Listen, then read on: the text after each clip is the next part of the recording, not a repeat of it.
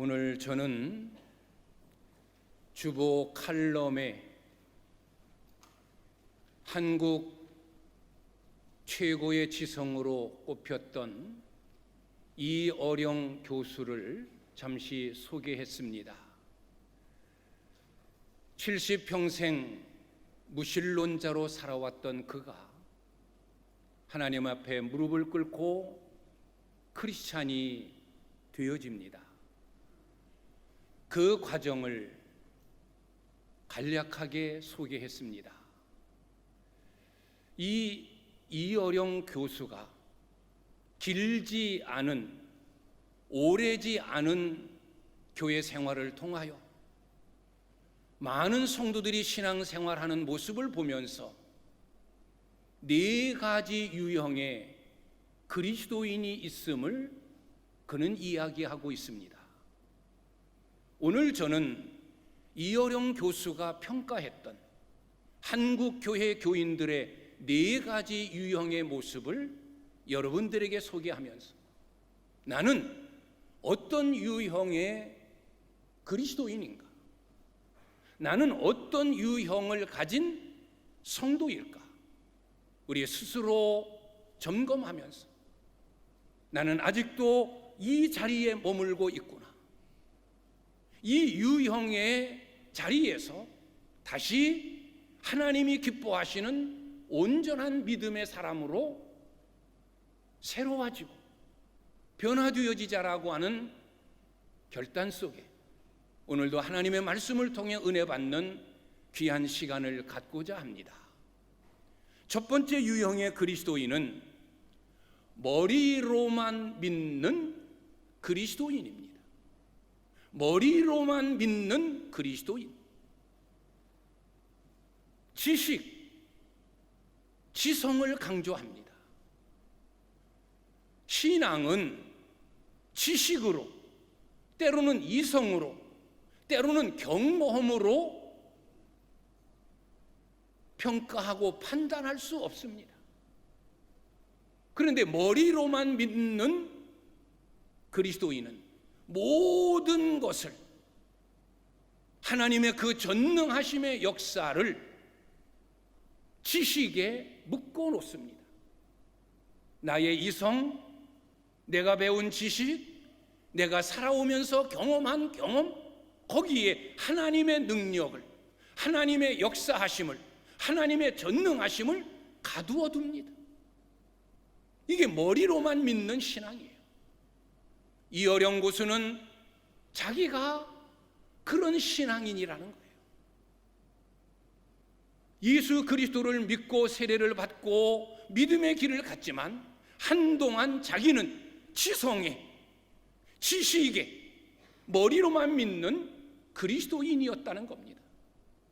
오늘 우리는 빌립보서의 말씀을 통해 바울의 고백을 듣습니다. 예수를 알기 전, 예수를 만나기 전에 바울의 모습은 지식, 머리에만 의존했던 자였습니다.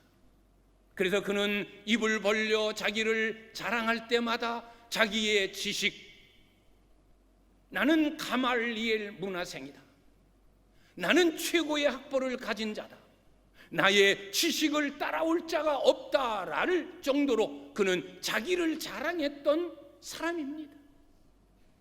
머리로만 믿는 신앙인. 이런 사람은 신앙의 성장이 없습니다. 하나님께로 가까이 나아갈 수가 없습니다. 아무리 말씀을 읽고 말씀을 들어도 은혜를 받을 수 없습니다. 왜? 모든 것을 자기의 지식, 자기의 경험, 이성, 여기에 다 대비시켜 해석하고 풀이하기 때문입니다. 아무리 은혜로운 말씀을 들어도 이건 내가 배운 지식이 아니다, 내가 지금까지 이런 일들을 경험한 바가 없다, 과학으로 증명될 수 없는 일이다, 말도 안 되는 일이다. 그래서 의심하고 그 진리를, 하나님의 역사하심을 무시해 버립니다. 그러니 신앙이 자랄 수 없습니다. 은혜를 받을 수가 없습니다. 하나님께로 더 가까이 나아갈 수가 없습니다. 이제는 어느 정도 신앙생활을 했습니다. 교회 생활도 어느 정도 적응이 되었습니다. 그러나 아직도 생각, 머리로만 믿는 신앙에서 벗어나지 못한 그리스도인들이 많습니다. 생각만 합니다. 생각이 많습니다. 할까 말까 생각하고 또 고민합니다. 해야 되나 말아야 되나, 이렇게 할까 아니 이렇게 하는 게 좋을까, 늘 생각에만 사로잡혀 있습니다. 그런 그리스도인들이 너무나 많아요. 생각했으면 행동으로 움직여지고 행동으로 이어져야 되는데, 그래야 우리가 은혜를 받게 되고 하나님께 영광을 돌리게 되어지는데 생각에만 사로잡혀 있습니다. 어떻게 할까? 어떻게 하면 더 좋을까? 그냥 생각만 하고 끝나버리는. 봉사해야지 생각만 합니다. 충성해야지 생각만 합니다. 헌금 드려야 되는데 생각만 합니다. 생각으로 끝나버립니다. 행동으로 이어져 봉사하지 못하고 충성하지 못하고 주의 일에 열정적이지 못하고 선뜻 헌금하여 주님의 영광을 위하여 쓰지 못하고 생각에만 사로잡혀 있는 그리스도인, 머리로만 믿는 신앙인, 머리로만 믿는 크리스찬입니다. 우리는 이 신앙에서 빨리 벗어나야 합니다. 머리로만 믿는 신앙인은 늘 신앙생활을 하면서도 짐을 벗어버리지 못합니다. 늘 무거운 짐을 지고 사는 거예요. 왜? 하나님의 말씀을 들으면 들을수록 은혜를 받고 하나하나 깨달음이 있어져 가야 되어지는데, 하나님의 말씀을 들을수록 오히려 고민거리가 많아지는 거예요. 과연 이 말이 옳을까? 아니 이 이야기가 사실일까? 말도 안 되는 이 이야기가 정말 그대로 이루어질 수 있을까? 점점 의문점만 불어나기 때문에 오히려 고민 속에 빠져듭니다. 그래서 신앙생활이 오히려 무거운 짐이 되어지고 신앙생활 속에서 기쁨과 환희를 경험하지를 못합니다. 늘 의문 속에 사로잡혀 있고 할까 말까 고민 속에 사로잡혀 있습니다. 머리로만 믿는 신앙이기 때문에 그렇습니다. 두 번째 유형의 크리스찬은 가슴으로만 믿는 크리스찬입니다. 가슴으로만 믿는 신앙인. 열정이 있습니다. 뜨거움이 있습니다. 간절함이 있습니다. 사모함이 있습니다. 눈물도 있고 감동도 있고 회개도 있고 은혜를 받습니다. 은혜 충만한 삶을 삽니다. 기쁨으로 신앙생활합니다. 열심히 기도합니다. 하나님과 1:1의 관계, 남이 부러워할 정도로, 흠이 없을 정도로 간절함으로 하나님을 섬기고 하나님과의 관계를 지켜가고 유지해가고 있습니다. 왜? 늘 가슴이 뜨겁기 때문에, 은혜로 뜨거워졌기 때문에. 이런 유형의 그리스도인을 고린도 교회 형의 그리스도인이라고 말합니다. 고린도 교회 교인들의 모습, 모든 사람들이 다 은혜를 받고 그야말로 은사 하나 이상씩은 다 가지고 있었던 교회가 고린도 교회였습니다. 어떤 사람은 예언의 은사, 어떤 사람은 믿음의 은사, 어떤 사람은 영들 분별함의 은사, 어떤 사람은 병 고치는 은사, 어떤 사람은 방언의 은사, 방언 통역의 은사, 각자의 은사를 다 가지고 신앙생활했던 그들입니다. 뜨거움이 있었습니다. 간절함이 있었습니다. 사모함이 있었습니다. 가슴으로만 믿는 그리스도인들에게 주의할 점, 조심할 점이 하나 있습니다. 하나님과의 관계는 정상입니다. 뜨거움이 있고 간절함이 있고 은혜를 받고 은사를 받고, 그런데 이런 부류의 그리스도인들의 단점이 있습니다. 자기만 압니다. 내가 최고입니다. 내가 받은 은혜가 최고고 내가 받은 은사가 최고입니다. 고린도 교회 교인들 각자 많은 은혜들, 성령의 은혜로 주어지는 9가지의 은사를 다양하게 받았습니다. 어떤 사람은 이런 은사, 어떤 사람은 저런 은사. 성령께서 내려주신 은사라면 다 인정하고 함께 힘을 모두어 교회의 덕을 세우는 일에 힘을 써야 되어지는데, 그들은 그렇지 않았습니다. 내가 받은 은사가 최고다. 아예 은사 받지 못한 자는 신앙인으로 취급하지 않습니다. 은혜도 받지 못하는 자, 은사도 없는 자, 그리고 은사 받은 자들끼리 내 은사가 최고다, 병 고치는 은사가 최고다, 예언의 은사가 최고다. 무슨 말하느냐? 방언의 은사가 최고다. 무슨 소리냐? 지가 짓거리는 소리 알아듣지도 못하면서 방언 통역의 은사가 최고다. 자기들이 받은 은사만 최고라고 말하는 겁니다. 다른 사람이 보이질 않습니다. 자기만 보입니다. 영적인 교만에 빠져 있습니다. 내 믿음이 최고다. 나는 뜨거운 자다. 나 같은 자 없다. 영적인 교만함에 빠져 있습니다. 이들의 또 하나의 단점은 쉽게 달아오르고 쉽게 뜨거워졌듯이 때로는 쉽게 식어져 버립니다. 그래서 오히려 이렇게 은혜 받았다는 사람, 가슴이 뜨거워진 사람이 시험에 자주 듭니다. 서운함이 많아집니다. 자기를 알아주지 아니하면, 자기를 최고로 인정해 주지 않으면 실망하고 시험 들고 낙심합니다. 자꾸 쓰러집니다.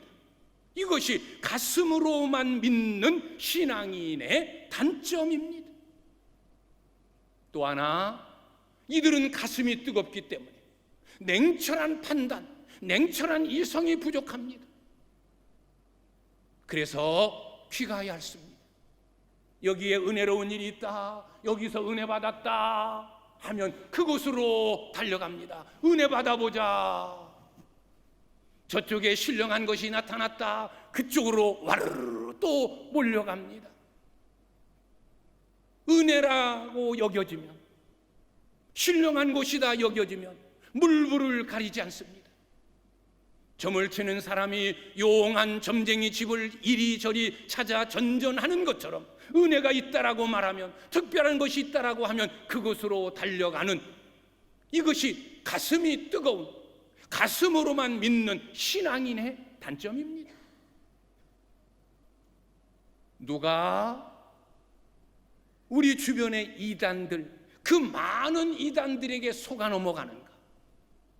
머리가 냉철하고 신앙의 분별력이 있는 자는 절대 이단의 유혹에 넘어가지 않습니다. 가슴이 뜨거운 자, 은혜를 사모하는 자, 은혜 받는 일이라면 물불을 가리지 않는 그런 사람들이 귀가 얇기 때문에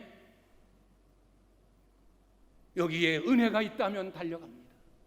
이것저것 분별하거나 판단하지 않습니다. 은혜가 중요하니까. 저쪽에 특별한 것, 색다른 것, 우리가 지금까지 신앙생활하면서 경험해보지 못한 것이 저기 있다라고 하면 달려갑니다. 그래서 이단들에게 속아 그동안 쌓았던 믿음의 모든 은혜들을 다 잃어버리고 구원의 자리에서 이탈되어지는 경우들을 많이 봅니다. 냉철한 신앙을 가진 자는 절대 이단의 유혹에 넘어가지 않습니다. 은혜 생활을 한다, 가슴이 뜨겁다, 신령한 것을 사모하는 자, 내 믿음이 최고다, 어디 가면 은혜를 받아 내 영적인 수준을 높일까, 여기에 고민하는 자가 결국은 이단들에게 미혹되어집니다. 자기 기분에 언짢으면 쉽게 낙심하고 자주 시험에 듭니다. 이것이 가슴으로만 믿는 신앙인의 약점입니다. 우리는 물론 가슴이 뜨거워야 됩니다. 사랑이 있어야 되고, 감동이 있어야 되고, 눈물이 있어야 되고, 말씀을 들을 때 아멘이 있어야 되어지고, 가슴이 뜨거워야 돼요. 하나님의 은혜를 간절히 사모해야 돼요. 그러나 조심할 점, 가슴만 뜨거워서는 안 된다는 거예요. 냉철한 판단, 말씀에 근거한 분별력이 있어야 되어집니다. 그래서 요한계시록의 말씀을 보면 라오디게아 교회를 향한 주님의 책망이 무엇이었습니까? 너는 차지도 아니하고 뜨겁지도 아니하고 미직지근하여 내 입에서 너를 토하여 내겠다 라는 말씀이 있습니다. 신앙은 때로 차가워야 됩니다. 냉철해야 됩니다. 올바른 판단력, 분별력이 있어야 되어집니다. 때로는 가슴이 들끓는 뜨거움이 있어야 되어집니다. 차가움과 뜨거움과 차가움이 조화되어질 때 우리는 온전한 신앙생활을 이어가는 겁니다. 올바른 판단을 통하여 옳고 그름을, 하나님이 기뻐하시는 바와 아님을, 진리와 진리가 아닌 것을 분별할 수 있고, 가슴에 뜨거움을 가지고 은혜를 받고 열정적으로 주님을 섬기는 온전한 신앙이 필요한 겁니다. 그래서 가슴으로만 믿어서는 안 됩니다. 세 번째 유형의 그리스도인, 손과 발로만 믿는 신앙인입니다. 손과 발로만 믿는 크리스찬. 오늘 바울은 이야기합니다. 나는 열심으로는 교회를 핍박하고, 지금 바울에게는 열심이 있었어요. 자기 조직에 대한 열심, 바리새인으로서의 열심, 유대인으로서의 열심. 그래서 그 열심이 유대교가 아닌 기독교, 자기의 조직에서 말하는 자가 아닌 예수, 그를 핍박할 수밖에 없는 거예요.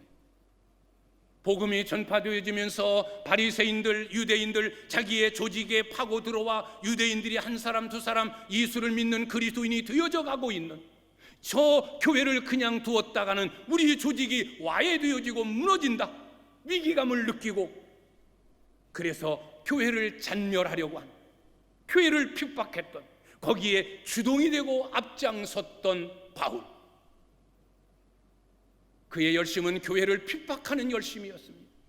그의 열심은 신앙적으로 볼 때 잘못된 열심이었듯이 손과 발로만 믿는 그리스도인, 손과 발로 부지런한 그리스도인, 열심히 봉사하고 열심히 충성하고 맡겨진 일에 최선을 다하고 주님의 일이라면, 교회 일이라면 발벗고 앞장서며 모든 것을 주의 일로 투자하는 열심 있는 그리스도인.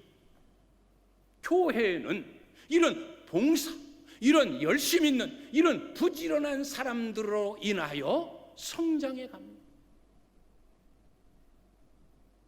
교회에는 이런 부지런한, 손과 발로 충성하고 봉사하고 헌신하는 주의 일꾼들이 많아야 합니다. 그래야 교회가 든든한 교회가 되어지는 겁니다. 그러나 손과 발로만 믿어서는 안 됩니다. 무조건의 열심이 다 좋은 것은 아닙니다. 이 손과 발로만 믿는 신앙의 유형을 마르다형이라고 말합니다. 마르다, 나사로의 여동생 마르다. 나사로에게는 마르다와 마리아라고 하는 자매가 있었습니다. 어느 날 예수님과 예수님의 제자들을 자기의 집으로 초청했습니다. 마르다는 예수님을 대접하려고, 예수님의 제자들을 대접하려고 부엌에 나가 분주하게 일을 합니다. 땀 흘려 일을 합니다. 거기에 온전히 올인하여 식사 준비에 힘을 쏟고 있습니다. 그런데 약삭 빠른 얌체와도 같은 동생 마리아는 예수님이 계신 방에 들어가 예수님 앞에 무릎을 꿇고 예수님과 대화하고 예수님이 주시는 말씀을 통하여 은혜를 나누고 있습니다. 과연 어느 것이 더 중요한 것이? 다 중요한 거예요. 예수님을 초청해 놓고 예수님 앞에 냉수 한 그릇도 대접하지 않고 그냥 맨입으로 돌려보낸다? 예의가 아니에요. 예수님을 대접해야죠. 예수님의 제자들을 대접해야죠. 그렇다고 또 마리아처럼 언니는 땀 흘리고 수고하는데 예수님을 대접하고자 애쓰는데 자기 혼자 예수님 말씀 듣고자 그 앞에서, 그것도 역시 아름다운 일만은 아니에요. 이 두 가지 일이 서로 조화되어져야 되어지는 거예요. 예수님의 말씀도 사모하고 예수님도 부족함이 없이 대접해야 되어지고. 그런데 지금 이 마르다는 예수님을 대접하느라 예수님과 단 한마디의 대화도 나누지 못하고 오히려 예수님을 대접하는 것 때문에 무거운 짐이 되어졌어요. 나중에는 신경질이 났어요. 예수님께로 달려가서 주님 앞에 있는 마리아 좀 내보내 주십시오. 나 혼자 지쳐 힘듭니다. 내 일을 좀 도와주도록 내보내 주십시오 라고 말할 정도로 신경이 곤두세워져 있는, 무엇을 말하고자 합니까? 열심, 충성, 봉사, 헌신 필요합니다. 교회는 그런 일꾼들이 많아야 되어지고 구석구석에서 자기의 직분을 따라 헌신할 때 교회는 든든하게 서가게 되어지고 복음은 왕성하게 전파되는 겁니다. 그런데 이 손과 발로만 믿는 신앙인들의 단점이 있습니다. 손과 발로만 믿으려 하는 자들의 주의할 점이 있습니다. 주객이 전도되어지면 안 됩니다. 주객이 바뀌어지면 안 됩니다. 무엇을 의미합니까? 열심으로 봉사하고 충성하는 자들을 많은 사람들 가운데는 그것이 신앙의 전체인 줄 압니다. 그게 믿음의 전체인 줄 압니다. 나는 이렇게 열심히 봉사했으니까, 열심히 땀 흘려 수고했으니까 나는 할 일 다 했다. 오늘 주일 하나님 앞에 나와 나는 이런 일도 했고 이런 일도 했고 이런 땀 흘림도 있었고 이런 수고도 있었으니까 나는 오늘 주일날 내가 해야 될 일 다 했다. 그것으로 끝나버리는 거예요. 오늘 우리가 주님 앞에 나온 이유와 목적은 일하고 수고하고 그곳에만 있는 것이 아니에요. 하나님을 예배하고 하나님의 말씀을 듣고 하나님을 찬양하고 성도의 본분을 다하는 것, 은혜 받아 우리의 믿음이 성장하고 우리의 가슴이 뜨거워지고 믿음의 사람이 되어져 가는 것, 변화되어져 가는 것, 하나님께 영광 돌리는 것이 가장 주된 신앙의 목적이고 오늘 주일을 지키는 이유요 목적인 거예요. 그런데 봉사하느라 땀 흘리고 수고하는 그 일에 얽매여 있느라 예배하는 자리에는 나타나지 않는, 예배하지 못하는, 하나님을 찬양하지 못하는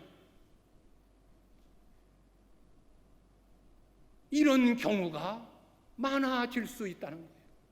이게 손과 발로만 믿는 신앙이에요. 이런 열심, 이런 뜨거움, 이런 헌신, 이런 부지런함이 우리 모두에게 있어야 하지만 가장 중요한 것, 하나님을 예배함입니다.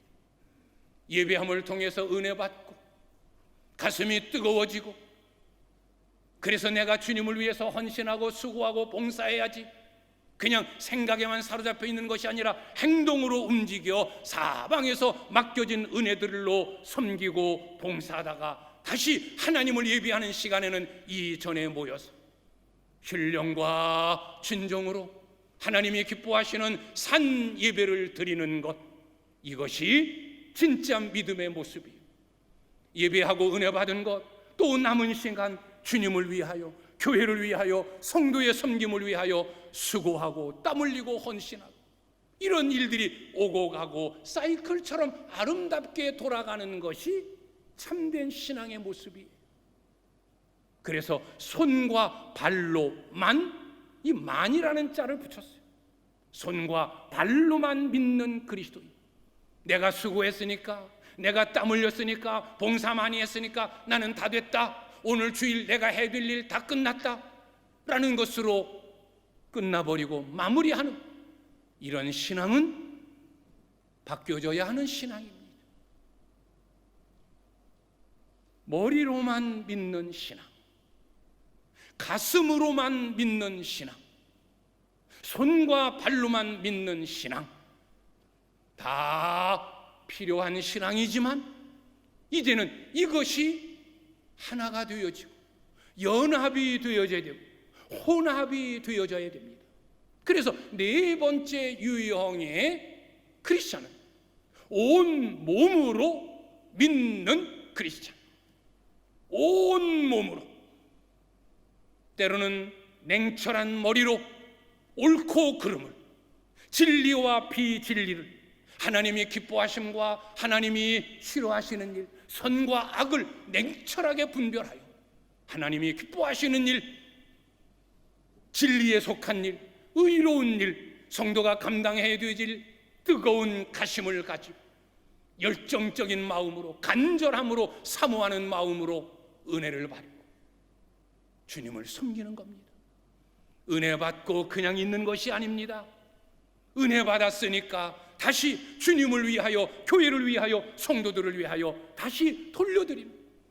그래서 선교를 위하여, 복음을 위하여 헌신하고, 교회의 성장과 발전을 위하여 힘써 수고하고, 성도들의 유익을 위하여 쓰임받는, 온 몸으로 주님을 섬기는 자가 되어야 되는 겁니다. 눈, 분별력입니다. 우리는 육신의 눈만 가지고 사는 자가 아닙니다. 우리는 믿음을 가졌기 때문에 영의 눈이 있어야 됩니다. 볼 수 없는 것을 보는 눈, 아무리 깊은 것도 꿰뚫어 볼 수 있는 눈, 지금 당장만이 아닌 내일, 1년, 10년 후의 미래를 바라볼 수 있는 영안, 이 믿음의 눈이 있어야 됩니다. 믿음의 눈을 가져야 됩니다. 그리고 영적인 귀, 하나님의 음성을 들을 수 있는 귀, 성령의 작은 속삭임도 알아들을 수 있는 귀, 내 양심의 소리도 들을 수 있는 귀, 이 귀가 필요합니다. 오늘도 이 설교 말씀을 통하여 인간 엄주성의 말로 듣는 것이 아니라 이 외쳐지는 설교, 이 말씀 속에서 하나님의 음성, 하나님이 나에게 무엇을 깨우치시고, 하나님이 나에게 무엇을 가르치시고, 하나님이 나에게 무엇을 원하시는가, 오늘의 말씀 속에서 하나님의 음성을 우리는 들을 수 있어야 돼요. 때로는 기도하는 중에, 때로는 내가 일상 속에서 생활하는 중에 성령께서 나에게 들려주시는 세미한 음성, 얘야 이렇게 할 순 없니? 얘야 이렇게 하기를 나는 원한다. 얘야 이게 훨씬 낫지. 얘야 그건 아니다. 그 길은 내가 갈 길이 아니다. 그 일은 내가 해야 될 일이 아니야. 내가 무슨 일을 하든 어떤 위치에 있든 성령께서 내 마음에 세미하게 들려주시는 그 음성을 들을 수 있는 귀, 그 귀가 우리는 열려져 있어야 됩니다. 때로는 마귀의 유혹이 우리를 속삭입니다. 우리의 믿음을 꺾으려 합니다. 우리를 죄 짓게 합니다. 우리의 직분을 망각하게 합니다. 하나님 영광을 가리우게 합니다. 이게 마귀가 다가와서 우리에게 속삭이는 마귀의 유혹이에요. 우리는 마귀의 소리도 들을 수 있어야 돼요. 바울이 말한 것처럼 모든 영들을 다 믿지 말아라. 그 영이 하나님께 속하였나 확인하라. 마귀도 영이에요. 영이지만 악령이에요. 그래서 성령께서 우리에게 음성을 들려주시고 하나님이 기뻐하시는 쪽으로 우리를 이끌어가듯 마귀도 영적인 존재이기 때문에 우리에게 속삭임을 통하여 하나님이 싫어하는 정반대 자기가 원하는 쪽으로 우리를 이끌어들이고 유혹합니다. 그래서 우리는 마귀의 소리도 구별할 줄 알아야 돼요. 유혹이구나, 미혹이구나, 속으면 안 된다, 악령이구나. 우리는 분별할 수 있는 영의 귀가 뜨여져야 돼요. 때로는 양심의 소리도 들어야 됩니다. 하나님께서 모든 사람에게 공평하게 주신 것이 양심이에요. 양심이 뭡니까? 옳고 그름, 선과 악을 분별하는 마음이 양심이에요. 그래서 작은 아이들도 양심을 가졌기 때문에 자기가 다 알아요. 일을 저질러 놓고 내가 잘한 거다, 내가 잘못한 거다 다 알아요. 왜? 양심이 있으니까. 이 양심은 선과 악, 옳고 그름을 분별하는 마음이기 때문에 양심의 소리가 우리에게 들려져요. 우리가 어떤 일을 행하면 야, 안 돼, 네가 목사인데 너 부끄럽지도 않냐? 너 직분이 장로지 않느냐? 그렇게 행동하고 그렇게 말해서 되겠느냐? 안 돼. 네가 중직자이지 않느냐? 그렇게 신앙생활해서 되겠느냐? 신앙적인 차원을 떠나서 내 양심이 나에게 이야기하고 양심이 나에게 말해주는 거예요. 내 행동에 대하여, 나의 움직임 하나하나에 대하여, 나의 살아가는 모습 하나하나에 대하여 내 양심이 나에게 이야기해 주는 거예요. 창피하지도 않니? 부끄럽지도 않니? 내 나이가 몇인데? 내 신앙의 경륜이 얼만데? 양심이 나에게 말합니다. 우리는 그 양심의 소리를 들어야 됩니다. 양심의 소리를 들을 수 있는 귀가 열려져야 됩니다. 영의 눈이 뜨여지고 영의 귀가 열려지고 그러면 우리는 냉철한 머리로 뜨거운 가슴으로 열심 있는 손과 발로 온 몸을 가지고 우리에게 주어진 신앙을 힘있게 나아갈 수 있는 겁니다. 하나님을 섬기는 예배 생활, 주님이 기뻐하시는 은혜 생활과 더불어 맡겨진 봉사 사명에 충성하는 열정적인 믿음,